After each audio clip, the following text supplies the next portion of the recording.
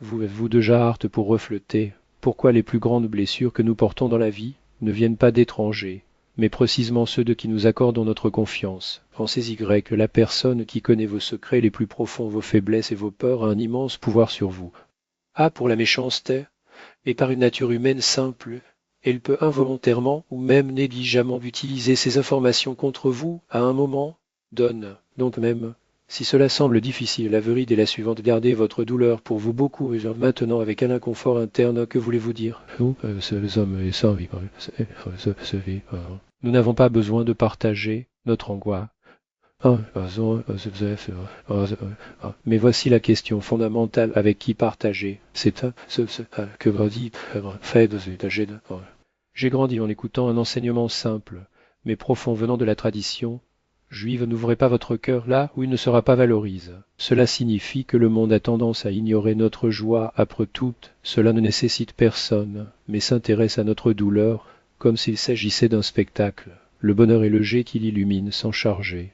La douleur, cependant, est une énergie qui l'attire. Certains seront honnêtement pitié, et ceux-ci sont rares. Mais beaucoup d'autres garderont leur faiblesse en tant que cotourtrant de près à être utilisé. Lorsqu'il conviendra, combien de fois avons-nous vu quelqu'un faire confiance à un ami? Alors, au milieu d'une discussion, en écoutant des phrases comme mais vous m'avez dit que vous n'aviez pas réglé des choses vous-même. Au pire, découvrez que votre vulnérabilité est devenue une source de rire dans votre dos. C'est ce moment où se trahissent. Ce se produit dans c'est que nous étions nous-mêmes, avec nos paroles, qui l'ont fourni les armes à ce coup. Imaginez que vous donnez à quelqu'un un coffre plein de vos secrets, peurs et inscurites. Vous croyez qu'il le traitera attentivement, mais dans la pratique, certains le garderont comme sacreur, tandis que d'autres l'espionneront en pensant maintenant. Je sais exactement où resserrer. Vous avez ce coffre vous appartient. Vous avez ouvert vous-même la serrure. Il y a un principe dans la sagesse juive qui dit le mot est comme une flèche, alors qu'elle est dans sa précipitation. Elle est à vous, mais une fois de planche, il appartient à un autre. Une fois que vous avez verbalisé votre douleur, ce n'est plus la vôtre. Il existera dans l'esprit des autres, et vous ne saurez jamais comment il sera utilisé. Plus que cela, la plupart des gens ne savent pas vraiment comment s'y plaindre. Ils entendent les problèmes des autres, non pas pour aider, mais pour comparer. Eh bien, du moins, ma vie n'est pas si mal. Votre douleur devient un contexte pour son soulagement, et vous pensez l'avoir trouvé la compréhension. Lorsque vous avez réellement servi de refrance pour que quelqu'un se sente mieux avec vous-même, hâtez-vous et pensez combien de fois avez-vous évacué à la recherche de soutien, et vous avez le sentiment de vide. C'est parce que la douleur n'est pas de l'eau sale à lancer dans la rue. Il a un autre objectif à vous renforcer, ne pas le laisser expo. Certains diront, si je garde tout pour moi, je vais suffoquer. Au contraire, il est en silence que sa force. Lorsque vous apprenez à traiter la douleur en interne, il cesse de dépendre de l'opinion ou de l'écoute des autres. Pourquoi est-ce que je dis cela? Parce que j'ai trop vu les gens qui ont perdu des amitiés, des familles et des réputations simplement parce qu'ils parlaient trop au mauvais moment à la mauvaise personne. Puis je me suis plainte, je faisais confiance. Mais je n'ai pas vérifié si cette confiance était méritée. Voici le cœur, nous vivons dans un monde où l'information est le pouvoir. Plus vous revelez sur vos faiblesses, plus est l'offre de puissance aux mains des autres. Vous devenez vulnérable, et même ceux à proximité peuvent involontairement l'utiliser contre vous, car la nature humaine est complexe et pleine de contradictions. Il y a une idée que je veux que vous absorbiez, votre douleur n'est pas un fardeau, mais un enseignant, mais seulement si vous le gardez, les savez comment travailler avec eux. Si vous vous rendez aux autres, vous vous tromperez. Pourquoi le silence est si précieux et comment agir lorsque le désir de se séver, c'est le qu'on peuvent épargner non seulement votre émotion, mais votre destin. Un mot imprudent, une explosion supplémentaire et tout peut changer quand je dis que pour ne pas partager votre douleur, je ne propose pas de tourner une pierre sans émotion. Mais il y a une énorme différence entre l'être humain et la distribution de leur essence à tordu et à droite. J'observe au fil des ans une simple vérité, ceux qui se plaignent trop perdent le respect. Nous cherchons à comprendre, nous pensons qu'en exposant nos difficultés, nous recevrons un soutien. Mais l'effet est inverse. Nous sommes considérés comme fragiles et incapables de gérer la vie. Même s'ils disent ne vous inquiétez pas, tout ira mieux, au fond de beaucoup penseront ah donc ce n'est pas aussi fort que cela semble. Un homme d'affaires que je connais disait dans les négociations ne montrez jamais vos problèmes, car vos partenaires ne les ressoudront pas, ils les utiliseront contre vous. Et il ne s'agit pas seulement des affaires.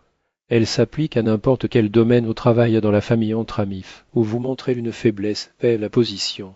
Dans la culture juive, il est enseigne les mots doivent vous servir pas le détruire, s'ils le rendent vulnérable. Il vaut mieux faire le silence.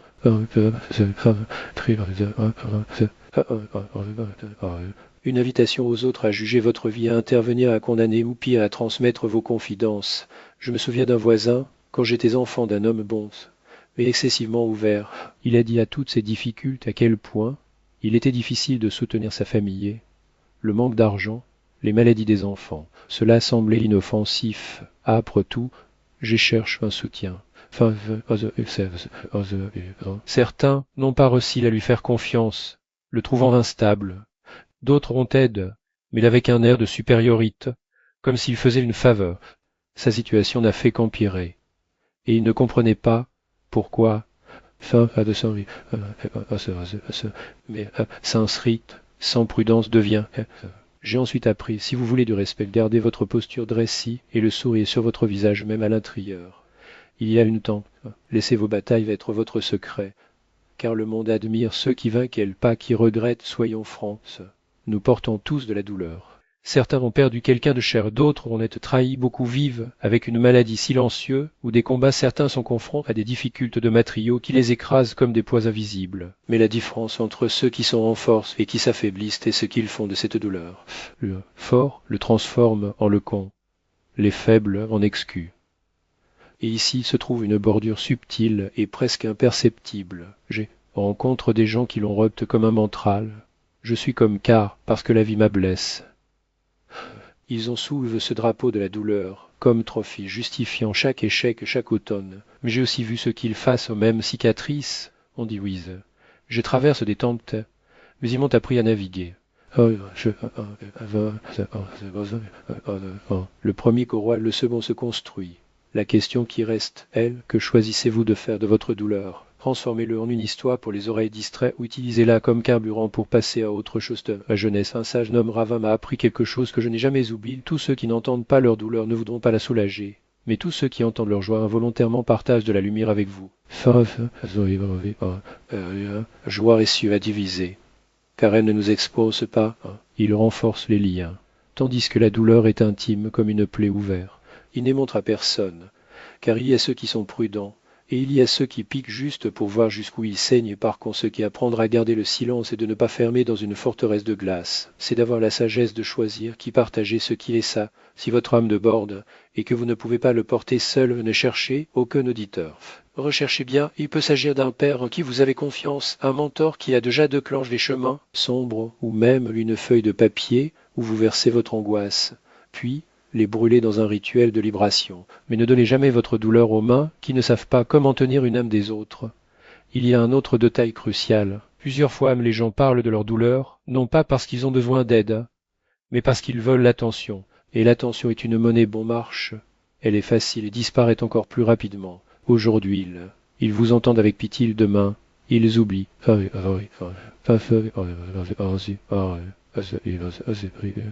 Alors, demandez-vous, est-ce que je partage pour résoudre ou simplement pour entendre des mots de confort? S'il s'agit de c'est ma action et c'est la vraie force est lorsque vous apprenez à dialoguer avec vous-même, lorsque vous devenez votre propre conseiller, votre psychologue, votre guide. Ainsi, la douleur devient la sagesse, non l'aumentation. Je veux que vous enregistrez une simple vérité. Le monde respect qui maintient la posture même lorsque l'attente se déroule à l'intérieur n'est pas de l'hypocrisie. C'est la stratégie, c'est la protection. Les gens sont attirés par la force et non par la faiblesse. Si vous voulez être respecté, admis, entendu, l'apprenez à être fort même quand qu'a fait mal. Et d'expérience, violence humaine. Le prouve quelqu'un peut-il discuter, mais n'est-ce pas lourd? C'est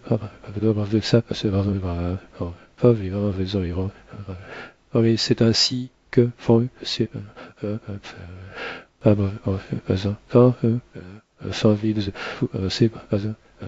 question, et votre plainte ou votre résilience. Cela dépend de la façon dont ils seront traités. Je vais révéler un secret. La douleur est comme le feu. Si vous le jetez brûler, qu'il est proche, et à la fin brûlez-vous. Mais si elle la garde à l'intérieur et apprend à la dominer, elle devient son feu, se réchauffe, illumine, donne de l'énergie. C'est l'art de transformer la douleur en carburant, pas une arme contre soi donc. Quand j'ai envie de me défouler, je suis mauvais, je suis épuisé, l'île Sartas. Spirez profondément et demandez, qu'est-ce que je veux avec ceci, aide ou pitié? Cieux, fait sans compassion. Si vous vous vous rendrez compte que la plupart du temps, vous n'avez pas besoin du conseil des autres. Ce dont vous avez besoin, c'est de votre propre détermination. Ne trahissez pas votre douleur avec des mots dans le vent. Laissez-la devenir son outil de croissance personnelle. Il y a une vraie force à la sagesse authentique. C'est ainsi que nos ancêtres vivaient moins parlent. Ils ont agi, ils n'ont pas rependu l'âme à chaque coin de ruse. Mais l'on garde comme un trésor. Lorsque vous maîtrisez cet art, vous verrez votre environnement changer et gens cesseront de vous regarder avec condescendant.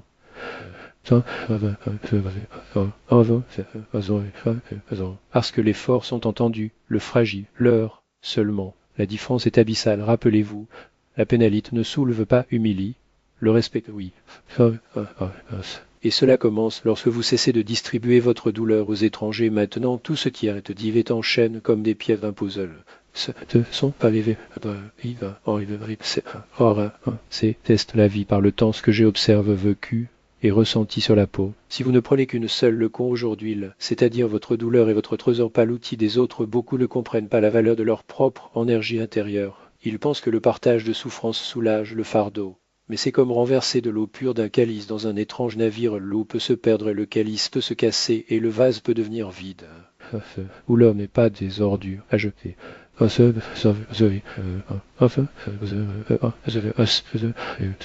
Il germe uniquement quand il reste dans un seul sur en vous, dans votre cœur, mais dans votre esprit. Portez ce poids. C'est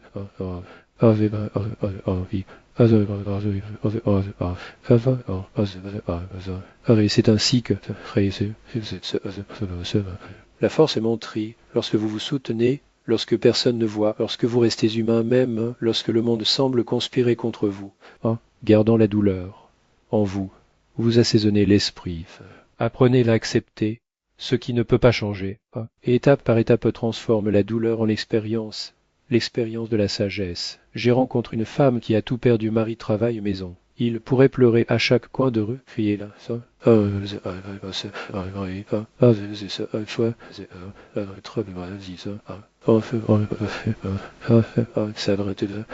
Avec le deuil était autorisé. Mais ne laissez jamais les oreilles des autres voler son cœur. Plus tard, il est devenu fort pendant les gens vont commencer à la regarder avec admiration, pas avec pitié. La même douleur que les autres se propage comme excuse. Elle la utilise comme fondation. C'est l'essence de la douleur vécue en silence forge le pouvoir et la douleur expose plus une vulnérabilité. Monde, respect, ceux qui font face à leur bataille. Ça, Harry. C'est ce dont vous avez besoin pour que vous compreniez lorsque vous apprenez à garder votre douleur. Vous vous librez du jugement des autres. Vous n'avez plus besoin de demander un soutien externe parce que vous devenez votre propre pilier. C'est une véritable indépendance. Et il y a un autre point qui ne peut pas être ignoré. Lorsque vous arrêtez de partager votre douleur avec ceux qui ne le méritent pas, cela commence à voir les vraies personnes autour de vous. Une véritable amitié se révèle dans le respect, pas dans la pluie.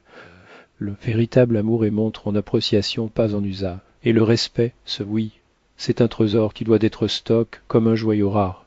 Je veux que vous fassiez un peu d'exercice en ce moment. Pensez-y chaque fois que vous partagez votre douleur. Et, au lieu de soulager, vous avez récolté uniquement une affection.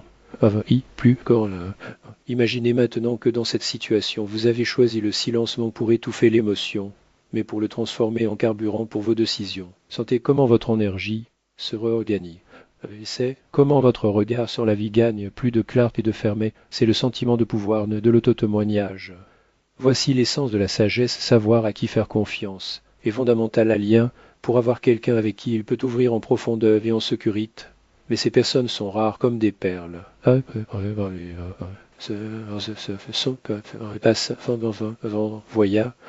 Chacun qui entend ses confessions sans les mériter ne peut pas devenir un ali. mais quelqu'un qui utilisera ces paroles contre vous, que ce soit par le mal et la négligence ou les malentendus simples, alors, avant d'exposer votre douleur, posez cette question: cette personne est-elle digne de porter un morceau de ma vérité?